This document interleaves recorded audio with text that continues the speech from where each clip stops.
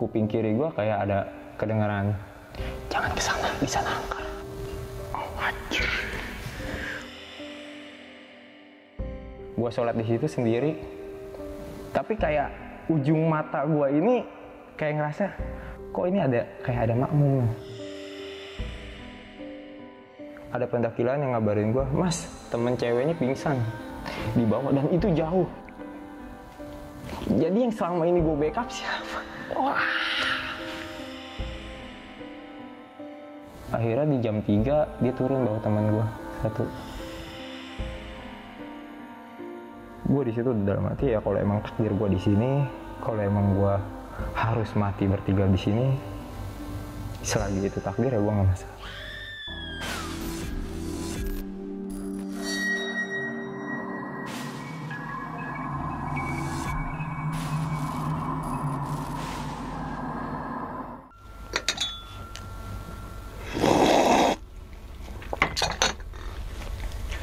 Assalamualaikum warahmatullahi wabarakatuh. Kembali lagi bersama gue Sumar Adiwijaya atau biasa dipanggil Umang dalam segmen Kisah Mistis Pendaki. Pada video kali ini atau pada kesempatan kali ini, lagi dan lagi gue tidak akan membawakan sebuah cerita, namun menghadirkan narasumber yang pernah mengalami kejadian mistisnya, tentunya saat pendakian gunung. Di samping gue sudah ada Bang Rian. Waduh, terima kasih banyak Bang. Udah jauh-jauh datang dari Jakarta Barat. Barat, masih barat Iya. Bang ya? Tepatnya di daerah Angke. Angke, iya. Waduh, gimana nih Bang kabarnya nih Bang sekarang nih Bang? Alhamdulillah masih Diberikan kesehatan ya Bang ya. Salam untuk keluarga dan juga teman-teman nih Bang di rumah. Oke, Bang Rian, kalau boleh tahu pada kesempatan kali ini nih, Abang mau menceritakan pengalamannya saat mendaki gunung mana tuh? Ciremai via Linggarjati. Ya bohong, kalau ke Ciremai itu langsung nggak tahu kenapa ya teman-teman. Saya mungkin apakah aneh doang, apa teman-teman juga nih ketika ada orang gitu atau pendaki yang pengen menceritakan pendakian gunung Ciremai tuh rasanya gimana gitu Bang ya? Apalagi Linggarjati. Linggarjati jalur legendnya gunung Ciremai yang konon katanya Bang, kalau kata pendaki nih. Naik gunung Ciremai lewat mana? Palutungan. Bukan naik gunung Ciremai lo, jangan gitu katanya. Iya benar. Naik Linggarjati dong gitu kan. Oke. Dan kalau boleh tahu nih Bang ya, sedikit isi ceritanya itu ngalamin kejadian apa tuh Bang? Waktu itu sih gue ngalamin ditarik yang hampir 2 meter atau 1 meter lagi nyaris ke jurang, dan itu bener-bener pure ditarik, dan temen gue ngalamin kesurupan 2 kali. Oh, berarti ditariknya tuh dalam artian nggak tahu siapa yang narik kayak gitu? Nggak tahu. Gua kira ranting pohon ya, ranting pohon nyangkut di keril.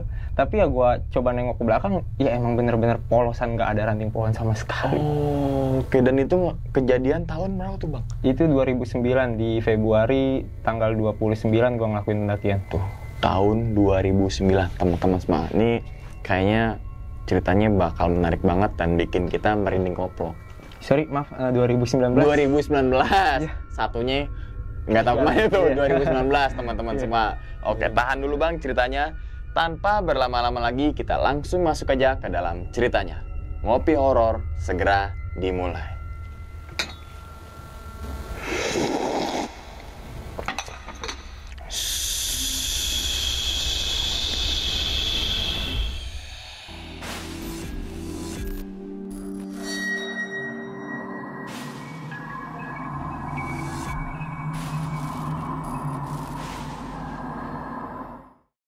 Dari awal pendakian ini sebenarnya ini cerita yang benar-benar gue alamin via Linggarjati. Sebelumnya juga emang gue udah pernah ngelakuin pendakian Ciremai ini di via Linggarjati udah sekali. Oke. Dan itu emang benar-benar ada mistis-mistisnya, tapi emang ini yang benar-benar menurut gue, benar-benar ini gue nggak masuk di akal. Kok ini logikanya begini, gue ngalamin begini, salah gue di mana? Dan dari situ udah turun, gue coba emang bener-bener gue ada niatan ini cerita gue di Gunung Ciremai mau gue coba gue tulis aja kali ya, biar emang bener-bener buat ngenang dan bener-bener ini pengalaman gue jadiin pelajaran. Dari pas turun pendakian itu gue emang udah pengen nulis dan gue udah coba buka laptop, setelah gue buka, dan itu emang udah beberapa kali sampai saat ini pun ada kendalanya gitu loh. Apa tuh bang kendalanya? Jadi pas gue turun itu, gue buka laptop, gue mau nulis nih dari awal sampai baru seperempatnya lah, belum ada setengahnya. Itu tiba-tiba laptop gue ada pemberitahuannya ya, Word gue udah nggak bisa diketik lagi. Gue ngetik apa-apa nggak bisa.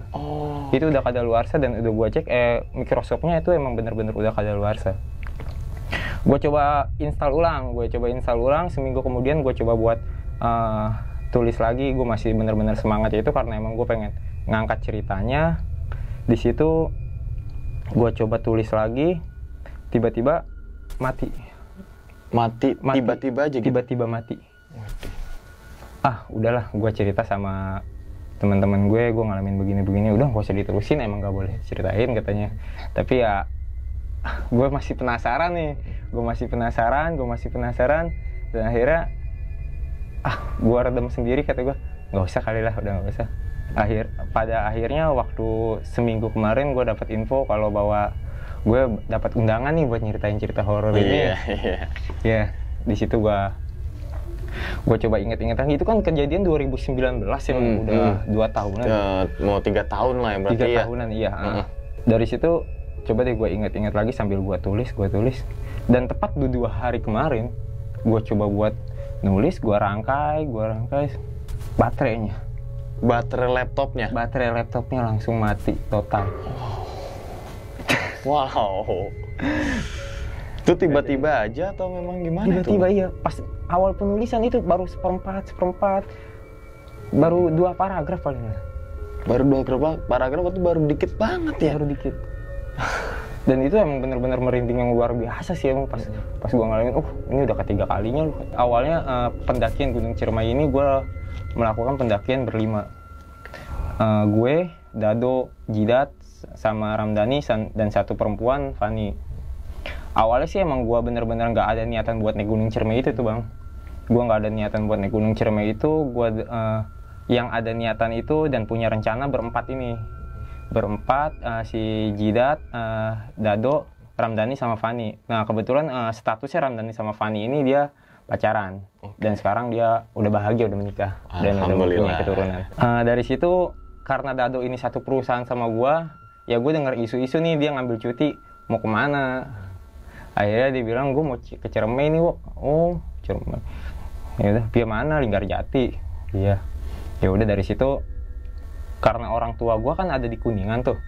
Orang tua gue ada di Kuningan dan ikut aja kali ya. Sekalian gue ketemu orang tua.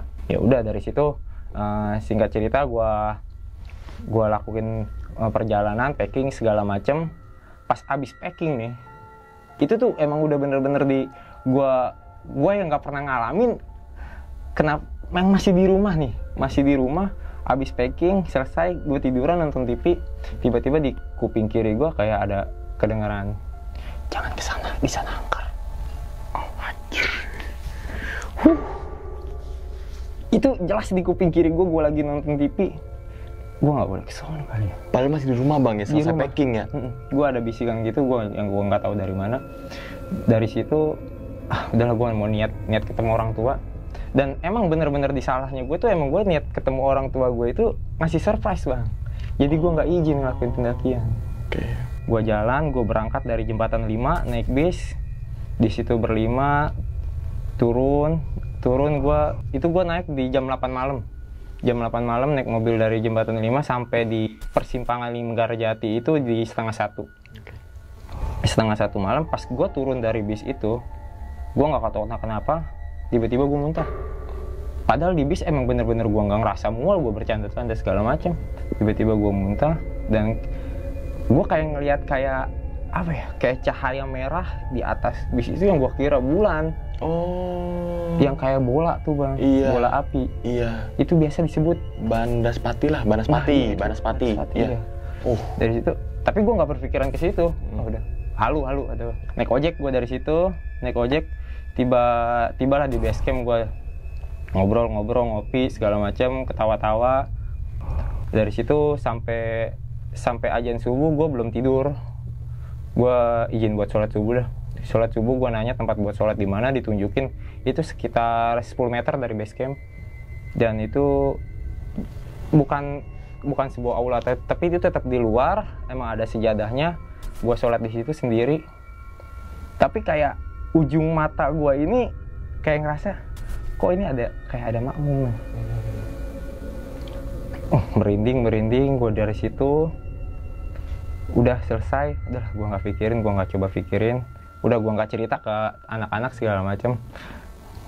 Gue melakukan pendakian, emang di situ emang udah gue nggak ada masalah ya selama pendakian ya lancar-lancar aja. Nah, pas gue sampai di Kondang Amis tuh, di Kondang Amis kan di situ lumayan ada, gue di situ kayaknya emang bener-bener nggak nemu pendaki, cuma ada satu rombongan pendaki aja. Gue di situ ada satu pendaki yang perempuan sholat dia. Gue sholat nih dia orang teman-temannya lagi pada ngobrol, gue ngeliatin dari jauh aja, gue liatin dari jauh ini sholat. Tapi gue sekilas kayak ngeliat ada yang ngikutin di belakang bang, kayak yang gue rasain pas gue sholat subuh. Ada makmumnya, tapi dia perempuan loh. Perempuan ada makmumnya. Gue dari situ diem aja, gue udah diem. Ini bener gak sih gue ngalamin begini dari awal perjalanan loh, dari rumah kenapa gue begini? Salah gue di mana? Gue mikir lagi, apa gue harus izin kali turun lagi nih ya. Dari situ gue lanjutin lagi, emang udah nggak ada apa-apa. Gue di situ emang sama teman-teman gue udah ada rencana, yuk kita ngecamp di Sangga Buana, atau kalau emang kita bisa cepat di Pengasinan. Ternyata emang bener-bener nggak kuber, yang si cewek ini emang bener-bener kayaknya kurang fit juga, jadi agak lama kita nungguin dia. Setelah tanjakan Bapak Tere, lepas dari Bapak Tere kita ngecamp di situ tuh, di tengah-tengah. Dari situ kita ngecamp, dan gue tuh udah emang bener-bener biasa semua juga, emang nggak ada apa-apa. Tapi tiba-tiba yang biasanya dia nggak pernah ngomong kalau ada kejadian-kejadian horor yang dia lihat, tiba-tiba dia ngomong, ini si Dado ngomong, kata gue, Wok, dia manggil gue bewok, Wok, coba lihat di atas deh. Itu bola yang tadi gue lihat di turun bis ada lagi bang. Banaspati. Iya. Tapi gue nggak bisa nyimpulin kalau itu Banaspati, karena dia ngelihat yang tadinya merah ke putih ke merah lagi. Kata gue, Kip, lu halu. Bukan kata gue. Gue lemas, udah langsung tidur aja, langsung tidur.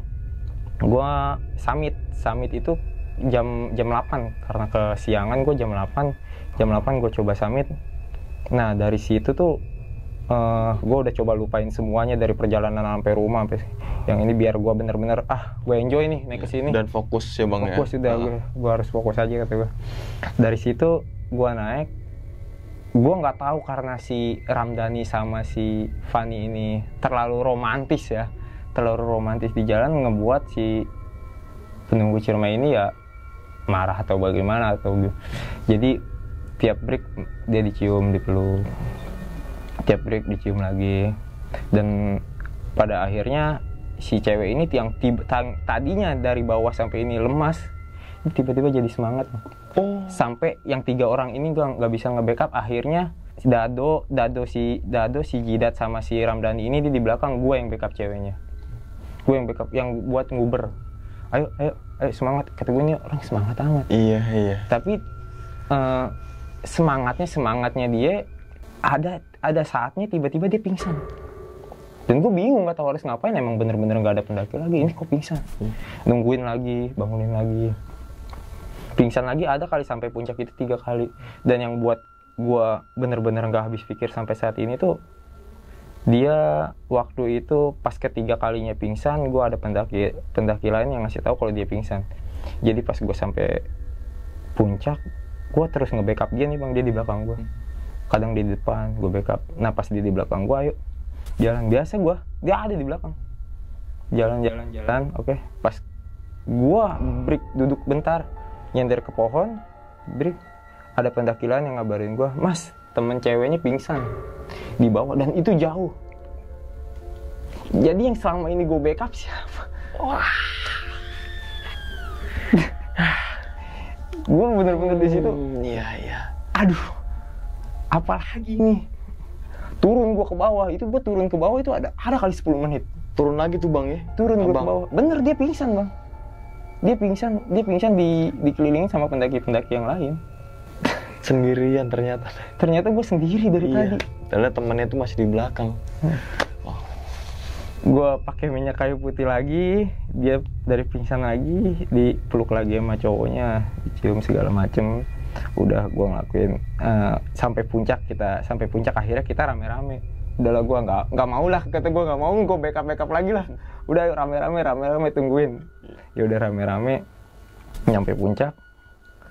Udah foto-foto segala macem, gue turun lagi.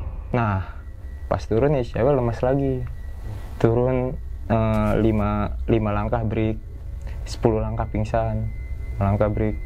Gue mutusin kalau kayak begini caranya kita bakal ketemu malam buat turun. Ya udah gue turun berdua aja deh dulu, nanti lu bertiga di sini. Jadi pas nyampe sono semuanya udah beres, SB lu gue beresin, tinggal makan, tinggal minum, kita turun. Udah semua udah gue lakuin segala macem, nggak taunya kita kehabisan air dan gue di situ kehabisan waktu buat nyari air yang naik turun dan dapat cuma air yang kotor itu gue saring pakai tisu tuh bang. Gue saring pakai tisu, gue masak, gue kasih es teh manis, udahlah yang penting biar bisa ke isi aja perut kalau haus.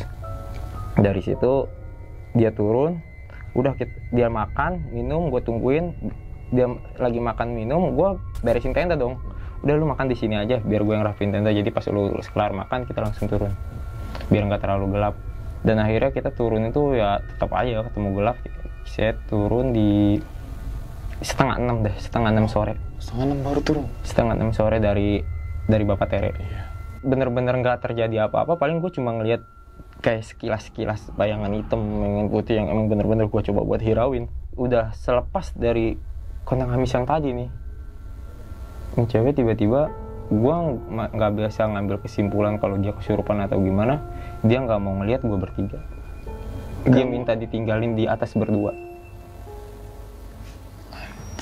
Berdua masih ya. Iya. Dan kalau gue bertiga masih ada di situ, dia mau lompat ke jurang. Dia ngancem gitu. Dia udah duduk, udah guling-gulingan segala macam. Gue nggak tahu harus ngapain karena dari gue pribadi dan anak-anak nggak ada yang bisa ngatasin hal-hal seperti ini loh. Dari situ udah turutin aja dulu. Dan si cowoknya itu si Ramdhani, dia bilang udah nggak apa-apa tinggalin gue, lu percaya sama gue. Dari situ gue ya udah, gue coba buat manggil ranger nih ke bawah. Gue turun bertiga, lari. Gue lari bertiga begini. Gue paling belakang. Pas di lawang datar tuh ya, tiba-tiba kairil gue kayak ada yang narik. Oh, ranting nih. Gue liat, nggak ada apa-apa bang.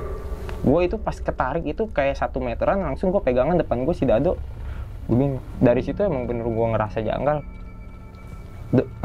Dad, rolling kata gue depan deh. Nggak mau, enggak karena emang kayaknya dia ngerasain hal seperti itu juga. Nah yaudah dari situ, udah jalan bertiga aja kata gue, jalan bertiga begini. Gue di tengah, ketarik lagi gue bang, hampir jauh itu, hampir ke jurang. Gue pegangan Dado dan itu juga mental dia. Dan gue juga baru kali ini ngelihat dia nangis Dado ini. Kayaknya dia ngerasain apa yang gue rasain. Ternyata pas gue abis ketarik, gue jatuh begini, bro. Gue di situ dalam hati ya, kalau emang takdir gue di sini, kalau emang gue harus mati bertiga di sini, selagi itu takdir ya gue nggak masalah. Karena gue emang percaya hidup mati ya urusan Allah. Dari situ gue coba buat bangun, gue berdiri, dan di situ bener-bener gue ngerasa kaki gue bener-bener nggak bisa ngelangkah. Itu ada pocong segede pohon yang gede itu pocong. Bukan kata gue, bukan pocong.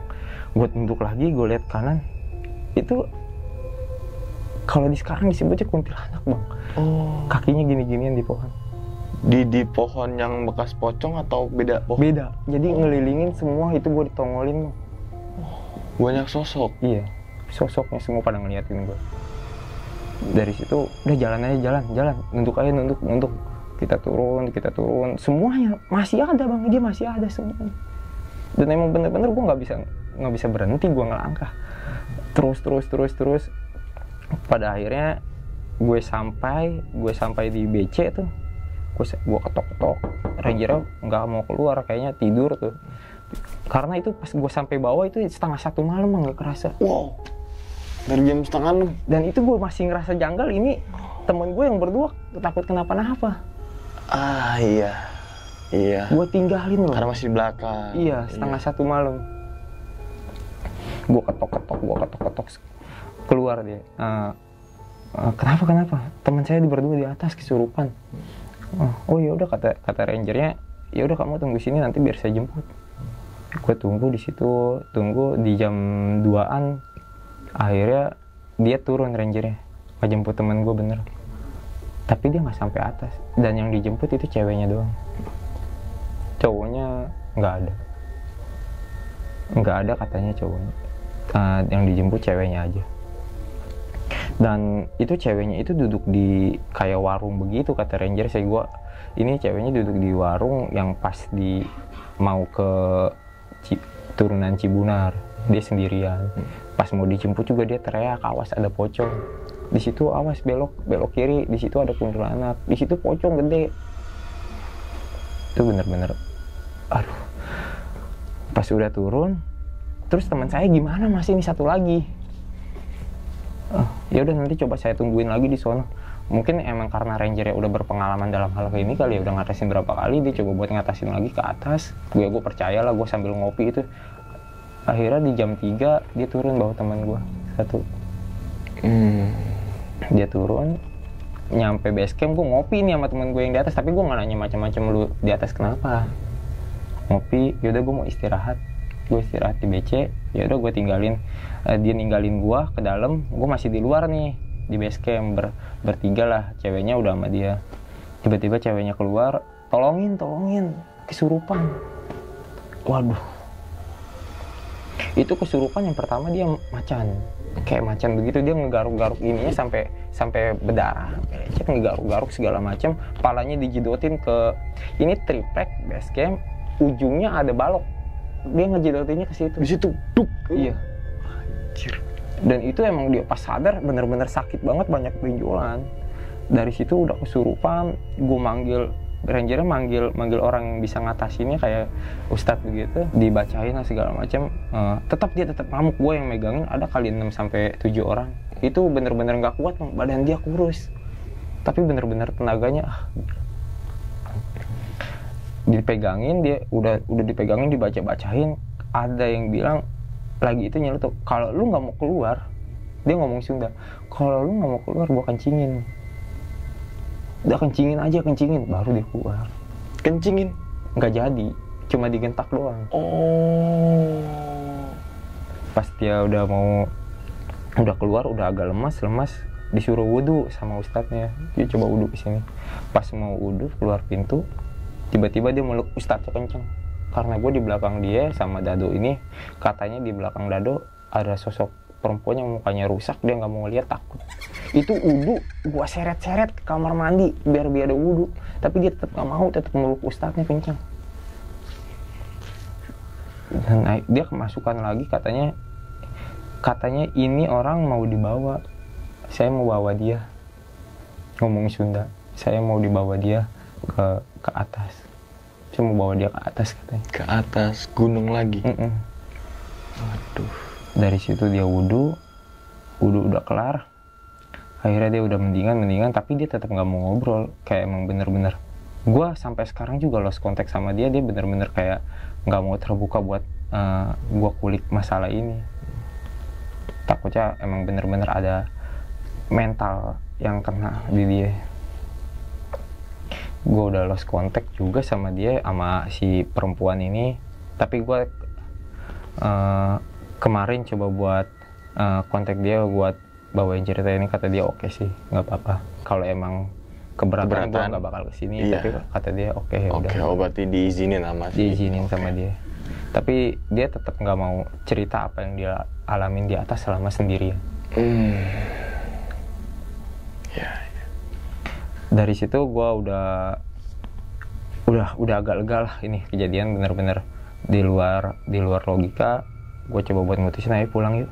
Tapi si cowok ini emang bener-bener kayak mukanya lempeng aja bang. Oh, kayak flat aja gitu ya? Iya. Diam aja. Karena gue emang niatnya awalan pengen ke rumah orang tua gue yang di Kuningan. Gue ke rumah orang tua gue, dia pulang ke Jakarta berempat. Dan cerita dari Dado ini emang gue tanya, Dok, ngobrol gak di bis? Enggak. Sampai sekarang, sampai pulang, sampai saat ini gue belum pernah ngobrol lagi.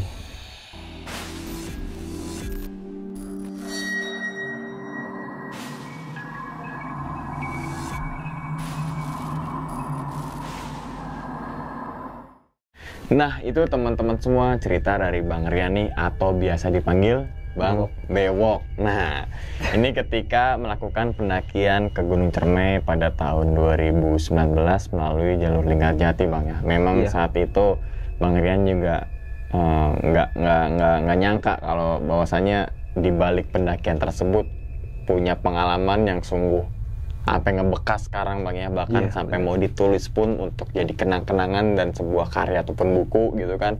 Itu nggak bisa gitu. Selalu terkendala. Nah, makanya dari di awal cerita kan Bang Rian udah menjelaskan sebenarnya pengen nulis dari dulu gitu ya. Tapi ada aja kendala, laptop mati, terus ngetik tiba-tiba nggak bisa, baterai nggak tahu kenapa gitu kan Bang. Sampai akhirnya tadi Bang Rian minta izin teman-teman semua ke yang temannya Bang Rian dan oke gitu ya. Nah, sebenarnya ini ternyata dari awal pendakian itu, bukan dari awal, tapi dari rumah itu, dari Bang, pas rumah. packing gitu kan. Itu kan ada suara bisikan tuh Bang. Kalau boleh tahu atau seingat Bang Rian nih, suara itu cewek atau cowok sih Bang? Suaranya kayak ngebisik cewek, kayak nggak kayak jangan ke sana, di sana angker. Jadi gue nggak bisa nebak nih. Kayak bener-bener ngebisikin. Iya, karena suara bisikan, bukan suara kayak ngomong kita gini ya. Wow, dan itu nggak cuma sampai situ aja teman-teman semua, ketika baru sampai di pertigaan itu tuh turun bis ada yang merah-merah. Mungkin kalau kita siasatin atau berasumsi kalau merah di atas kan kayak Banaspati itu. Itu kalau boleh tahu tuh Bang, tuh Banaspati diem aja atau emang dia lewat gitu loh Bang? Dia diem sih Bang. Dia diem, jadi diem. Gue kira bulan, tapi gue liat bulan ada di kirinya. Ini bulan ada. Jadi pas Bang Rian nyangka itu bulan, abang coba observasi lagi nih ya. Oh, itu bulan. Berarti ini apa dong? Kan gitu loh. Apa namanya logikanya? Dan itu besarnya atau gede semana sih Bang, kalau boleh tahu Bang, gambaran sedikit aja. Sama sih kalau gue ngeliat kayak bulan, ya itu sama sih kalau gue lihat dari jaraknya. Kayak bola lah, kayak bola plastik. Jadi bola plastik gitu. Dan itu warna merah teman-teman semua. Oke, dan nggak cuma sampai situ aja. Ketika di saat pendakian juga nih Bang ya, ada lah beberapa yang bisa dibilang yang lingkaran merah itu ada lagi. Tapi nggak merah aja, merah terus putih terus ke merah lagi. Dan itu ukurannya atau jaraknya sama kayak di pas nyampe nggak Bang, yang di bis itu tuh? Itu agak lebih jauh sih Bang, kalau yang di tenda agak lebih jauh. Dan yang pertama ngeliat ini ya si Dado ini. Dado di depan itu Bang ya? Iya. Dia ngasih tahu gua, wah. Tapi Bang Rian sempat bilang ke Dado gak? Oh, itu gue lihat tuh pas kejadian saat itu tuh. Enggak. Gue nggak mau ngejatuhin mental anak udah. Iya, itu tuh bagus tuh. tapi pasti ada dong pikiran, kayaknya tadi yang gue lihat nih. Iya, gue langsung mikir ke situ. Tuh. Ini yang tadi kata gue. Ini yang tadi nih, yang di bis. Yang di bis. Berarti yang ngelihat saat di pendakian yang merah itu cuma Bang Rian, Bang Dado aja tuh ya. Yang bertiga ini nggak tahu. Oke, dan kemudian teman-teman semua yang bener-bener bikin merinding banget tuh ketika mau ke puncak tuh Bang. Nah, akhirnya pingsan, terus sebelum pingsan mungkin ya kayak down gitu, terus tiba-tiba ada semangat. Akhirnya kan kepecah tim Bang ya? Iya, terpecah tim. Ada yang 3 dan Bang Dan ini nemenin nih, yang temen Bang Dan perempuan. Karena buat nyimbangin Bang ya? Iya, buat nyimbangin. Karena ini bener-bener terlalu semangat dan emang dia nggak bisa nyimbangin teman-teman gue. Gue coba buat maksain nyimbangin dia. Karena buat jagain juga lah Bang ya, karena cewek. Dia terus bilang, ayo gue lagi semangat. Ya udah, ayo. Lagi semangat. gue lagi fit nih kata dia kan, ayo oke, gue semangat sih, ya udah ayo. Tapi gestur dia kayak apa sih bang maksudnya tuh? Dia gemuk. Oh. Dan saat kejadian tersebut yang dia semangat kayak selayaknya dia aja gitu ya? Iya. Persis sama dia. Wah. Makanya gue nggak ada kecurigaan sedikit pun. Oh ya udah mungkin habis tidur atau gimana fit lagi. Dan sampai akhirnya kan pingsan tuh. Pingsan yang pertama ya, pingsan pertama ya. Sebelum ditemuin sama pendaki tuh. Iya. Pingsan udah 2 kali, pas ketiga kalinya nggak tahu jaraknya gue kalau turun itu 10 menit. Turun aja 10 menit. Apalagi naik. Kan gitu, Bang? Iya. Bisa kali 2 kali lipatnya, mungkin 3 kali. Apalagi kalau mau ke puncak kan deh. Bener. Mungkin setengah jam tuh jauh banget loh, teman-teman. Bener. Dan saat itu apa yang teman-teman Bang Rian ini apa ya? Curiga kah kalau kok Bang Rian ini tiba-tiba naik ke atas terus turun lagi gitu? Dia ada mulai curiga gak tuh? Enggak, dia nggak tahu kalau gue turun lagi. Dia taunya gue di situ sama ceweknya yang pingsan, sama pendaki-pendaki lain. Berarti itu jadi emang bener-bener dia cepet banget bang. Cepet. Dia yang bertiga ini juga nggak bisa nyimbangin. Udah biasa aja. Padahal cewek ya? Cewek kan gitu. Nggak taunya gue break kok nggak ada. Gue dikabarin sama pendaki lain temennya pingsan mas di bawah, kok ditinggalin. Iya. Dan itu temen yang cewek itu masih sama mereka bertiga tuh bang ternyata. Yang mana? Yang pingsan itu kan di bawah tuh. Oh iya masih ngejagain. Tuh kan masih ngejagain. Waduh, itu siapa ya? Nah, makanya pas gue sampai bawah itu emang bener-bener gue kayak diocehin, mas kok ditinggalin temennya. Iya. Soalnya tadi yang pendaki itu bang ya. Oke. Dan gak cuma sampai itu aja teman-teman semua pas saat turun nih bang. Kejadian yang mungkin menurut saya horor dramatis lah ya. Ketika saat itu ya mulai pasrah dan sebagainya lah. Iya. Saat turun itu ternyata yang kesurupan ya bang ya. Yang kesurupan dia nggak mau ngeliat gue bertiga. Dan dia pengennya berdua. Dan itu tuh Bang Rian mulai ada kecurigaan atau ada mindset apa gak sih? Nih maksudnya apa ya gitu saat kejadian tersebut gitu loh. Gue sama anak-anak yang lain coba buat nenangin diri tapi nggak bakal bisa tenang. Buat bawa enjoy tapi nggak bisa enjoy. Makanya mau nggak mau ya udah gue turutin permintaannya. Dan ada dorongan juga dari cowoknya, ya udah nggak apa-apa tinggalin gue di sini berdua. Dan itu juga gue baru tahu ternyata dia minta ditinggalin itu ya karena emang tujuannya pengurus itu pengen ngebawa si Rani ini pas di bawah base camp. Dia ngomong pas kesurupan. Yang kesurupan kedua kalinya ya, berarti ya. Enggak, pas di atas ceweknya, di bawah cowoknya. Oh ceweknya cowoknya. Iya. Dua-duanya berarti. Dua-duanya. Wow. Dan ini kan sempat yang tadi ketika bukan ditinggal tapi atas permintaan ya bang ya. Atas permintaan ini teman-teman semua, bukan ditinggal atau bukan untuk meninggalkan teman tapi atas permintaan demi keamanan juga dengan kenyamanan mungkin ya kan. Karena ancamannya juga ngeri-ngeri gue. Iya. Lu kalau nggak ninggalin gue ya gue mendingan loncat. Iya. Sambil duduk kakinya goser-goseran ke tanah. Gitu bang. Iya. Wow. Gue ngebayangin sih. Oke. Dan saat itu kan turun bertiga kayak seakan tarik bang, yang mungkin yang mindset pertama mungkin tuh ranting. Iya. Gitu ya. Tapi yang bener-bener ngerasain jatuh itu semua tuh mulai ada pikiran ini kayaknya bukan dari apa ya, ulah human error deh gitu kan. Semuanya itu ngerasa gue bertiga bang. Bukan. Ini ditarik. Kenapa gue bisa ketarik begitu? Ya kan? Dan itu juga kalau ranting juga paling gue cuma nyangkut ke sini udah begini. Udah. Tapi itu sampai mental bang ya? Sampai gue pegangan si dadunya ikut ketarik. 2 meter? Iya 2 meteran. Jauh loh.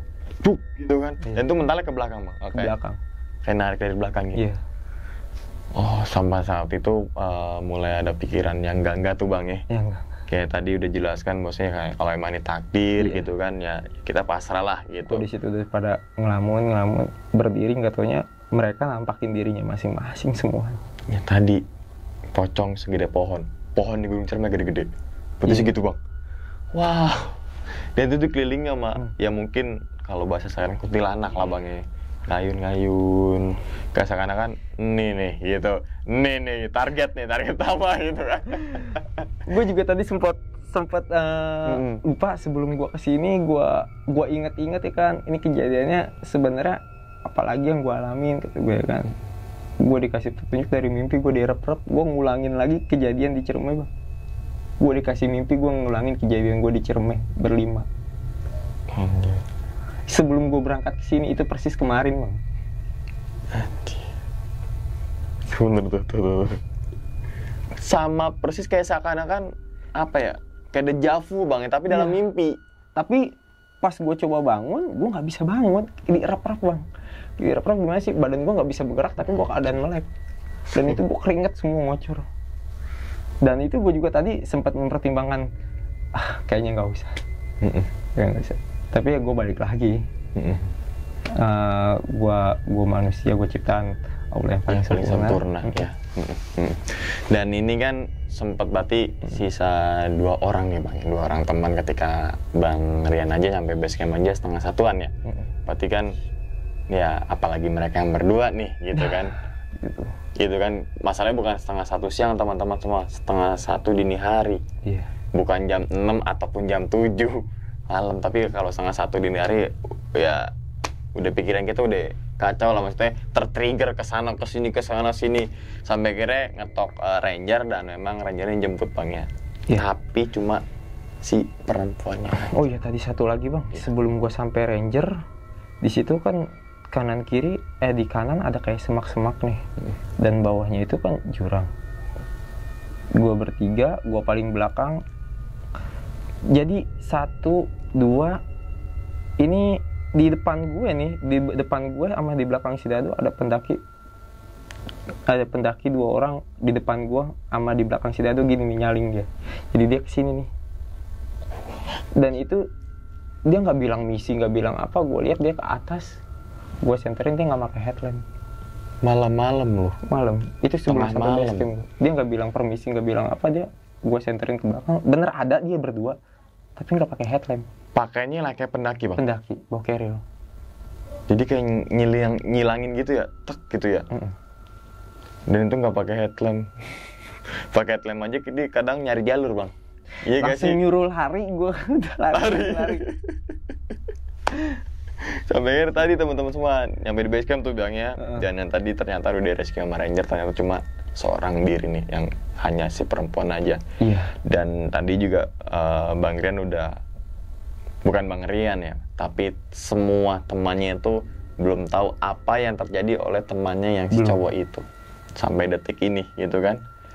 Tapi Bang Rian sudah minta izin, dan ketika mau nanya lah bangnya, wajar lah nanya ketika kita apa sih yang dialamin gitu kan. Versi lo nih misalkan yang di paling belakang gitu kan. Maksud gue kan, gue nanya kayak begitu, udahlah, ini kan gue ngebawain cerita ini juga buat jadiin pelajaran, antisipasi buat teman-teman yang lain kalau naik gunung nih, apa sebenarnya yang harus dilakuin dan gak boleh dilakuin biar gak kejadian seperti ini. Walaupun ada yang nganggapnya percaya atau nggak percaya, ya seenggaknya kan antisipasi. Betul. Jadi kenapa ini kejadian ini kesurupannya sama lu berdua, ada something apa nih gitu. Iya. Oke. Dan ya tadi teman-teman semua, kita nggak bisa mendetailkan apa yang telah dialami oleh temannya Bang Rian ketika di belakang sendirian. Tapi itu maksudnya mungkin nantilah, jikalau beliau udah mungkin mulai berkeinginan cerita atau apapun itu, nanti kita undang versi beliau gitu ya. Oke. Dan sebelum ditutup nih Bang, videonya punya pesan atau mengingatkan lah Bang ya untuk teman-teman semua nih yang suka berkegiatan di alam bebas, terutama dalam pendakian gunung nih Bang. Kalau pesan sih menurut gue dari cerita yang gue alamin, yang pertama itu jangan lupa terlepas dari izin orang tua Bang. Itu benar-benar yang sifatnya bersifat remeh, tapi emang itu benar-benar penting. Karena balik lagi, kalau kita kenapa-napa di sana, yang pertama dihubungin siapa? Kalau bukan orang tua. Dan doa yang paling benar-benar dijabah itu pertama dari orang tua. Yang kedua, jaga sikap, jaga perilaku di atas. Karena di situ bukan cuma kita aja yang ada di sana, bahkan ada makhluk-makhluk yang benar-benar di luar mata kita, di kehidupan kita, yang nggak bisa kita rasain atau nggak bisa kita lihat, khawatir terganggu. Ya, cukup itu aja sih. Oke, itu pesan-pesannya yang udah sangat jelas teman-teman semua ya, yaitu izin orang tua, sikap ya, adab, perilaku gitu kan, omongan, pokoknya semuanya teman-teman semua. Ya, adab itu nomor 1 sih memang Bang ya. Kalau orang beradab pasti berilmu. Kalau orang berilmu belum tentu beradab. Ibarat kita main ke rumah teman tanpa assalamualaikum, kita seenaknya aja gitu. Main ke toilet aja tanpa bilang. Aturan toilet ada tapi kencing di pojokan situ gitu kan, gimana nggak penghuni marah gitu kan, yang punya rumah marah. Oke, sebelumnya terima kasih banyak Bang Rian ya udah berbagi cerita yang sungguh memberikan kita semua pelajaran Bang ya, memberikan kita semua nilai-nilai yang memang ini loh yang terjadi jikalau amit-amit teman-teman semua nggak izin orang tua, misalnya amit-amit misalnya teman-teman semua nggak jaga adab gitu Bang ya. Dan ingat teman-teman semua, cerita dari Bang Rian ini bukan untuk nakut-nakutin teman-teman semua ketika melakukan pendakian ke Gunung Ciremai ataupun ke gunung manapun. Tapi ambillah sisi positifnya dan buang sisi buruknya. Sekian dulu pada video kali ini, dan nantikan video-video gue berikutnya. Hal gaib itu muncul ketika sugesti kita buruk. Wassalamualaikum warahmatullahi wabarakatuh. Selamat beristirahat. Terima kasih Bang. Ya. Alhamdulillah.